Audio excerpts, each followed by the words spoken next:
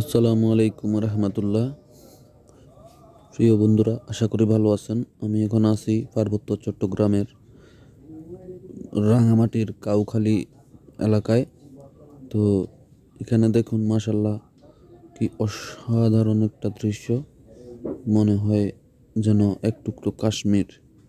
তো আমার এই রাঙামাটি ভ্রমণে সব থেকে ভালো যে জায়গাটা লেগেছে, এই কাউখালীর এই জায়গাটাই আমার কাছে অনেক ভালো লেগেছে। আপনারা যারা রাঙামাটিতে ঘুরতে আসবেন, অবশ্যই এই জায়গাটা ঘুরে যাবেন। অসাধারণ একটা দৃশ্য এখানে।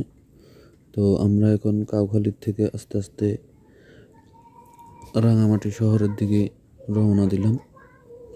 তো আমরা এই রাস্তা দিয়ে গিয়ে উঠব রানীরহাট বাজার। রানীরহাট বাজার থেকে আমরা সোজা চলে যাব রাঙামাটি সদরে। তো দেখতেই থাকুন। আর বন্ধুরা, আমার ভিডিওটা যারা দেখতেছেন, আশা করি আমাকে ভালোবাসা দিয়ে আমার পাশে থাকবেন। ভবিষ্যতে আরও সুন্দর সুন্দর ভিডিও নিয়ে উপস্থিত হব। এই পাহাড়ি রাস্তাগুলো অত্যন্ত বিপজ্জনক। দেখুন, আমরা এখন সোজা নিচের দিকে নামতেছি। রাস্তাটা নিচের দিকে, আবার কিন্তু বামে ডানে টার্নিং, অনেক বিপজ্জনক। যারা বাইক নিয়ে যাবেন তারা অবশ্যই সতর্কতার সহিত বাইক চালাবেন। দেখুন, এখানে অনেক বিপজ্জনক। আপনি যদি গতিটা কন্ট্রোল করতে না পারেন তাহলে কিন্তু দুর্ঘটনা ঘটতে পারে। তো বন্ধুরা, দেখতে থাকুন এবং আমার চ্যানেলটা সাবস্ক্রাইব করে দিবেন আশা করি। অসাধারণ এই দৃশ্য। আপনারা যারা ভ্রমণ পিপাসু তারা অবশ্যই পার্বত্য চট্টগ্রামের এই জায়গাগুলো ঘুরে যাবেন। এখানে সব পাহাড়ি জনগোষ্ঠীর বসবাস। এখানে এদিকে বাঙালি খুব কমই দেখা যায়। সব পাহাড়িরা এখানে গহীন এই অরণ্যে বসবাস করে। খুবই সুন্দর একটা দৃশ্য। মনেই হবে না আপনি বাংলাদেশের ভিতরে আছেন। তো আমরা চলে যাব রাঙামাটি শহরে।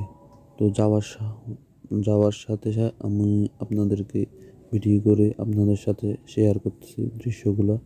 যদিও মোবাইলে সব কিছু ধারণ করা সম্ভব না, তারপরেও যতটুকু চেষ্টা করতেছি আপনাদেরকে দেখানোর জন্য। এখানে পাহাড়িদের ঘর এবং বিভিন্ন ফল ফলাদির ক্ষেত, দোকানপাট, আবার মাঝে মাঝে কিছু রাস্তা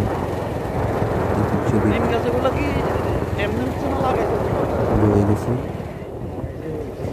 তো বন্ধুরা, দেখতে থাকুন।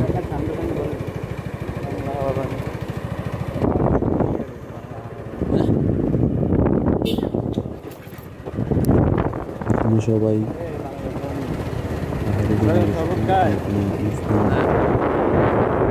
চোখে পড়ে না। আপনারা যারা এখানে আসবেন, যদি ভালো করে না জানেন তাহলে অবশ্যই স্থানীয় পরিচিত মানুষ থাকলে তাদের সহযোগিতা হলে বাইপাস সড়কে ঢোকার কোনো দরকার নেই। ঠিক আছে, এই বিষয়গুলো মাথায় ভিতরে ভিতরে কি ঘর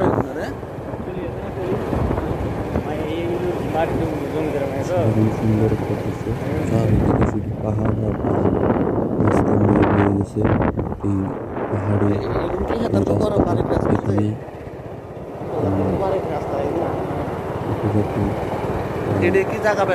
মহিলারা বিভিন্ন কাজে ব্যস্ত।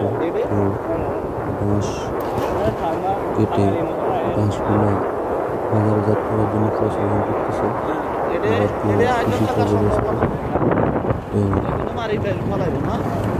অনেক সুন্দর, ভাষায় বোঝানো যাবে না এত সুন্দর দৃশ্য। আমাকে খুবই মুগ্ধ করেছে। এটার মধ্যে একটা ভালো সবাই ভালো থাকবেন। আল্লাহ হাফেজ।